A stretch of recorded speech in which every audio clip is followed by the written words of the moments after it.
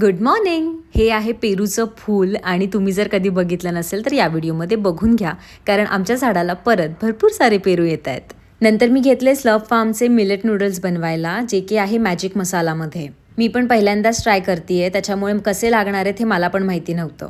Millet noodles आहेत, त्याच्यामुळे colour तर नूडल्सचा ब्राऊन होता आणि टोटल 4 पॅकेट्स दिलेले त्यांनी मॅजिक मसालाचे. म्हटलं मॅजिक मसाला आहे तर आपण जसा मॅगीचा खातो म्हटलं तसं ट्राय करून बघूयात, आणि ऑलमोस्ट सेम होता.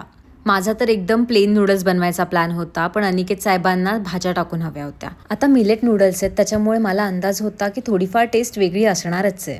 आता आमच्या दोघांमध्ये हे नूडल्स अनिकेतला इतके आवडले नाहीत, पण मी कधीतरी खाऊ शकते, कारण त्यांची टेस्ट आपल्या ज्या शेवया असतात ना त्या टाईप येत होती. पण जर तुम्हाला मैद्या व्यतिरिक्त काही अदर ऑप्शन हवा आहे तर हे तुम्ही ट्राय करू शकता. आता परत एकदा मी बिना व्हेजिटेबल्सचे फक्त मॅजिक मसाला टाकून ट्राय करणार आहे, आणि तेव्हा सांगेन मी तुम्हाला कसे लागले ते.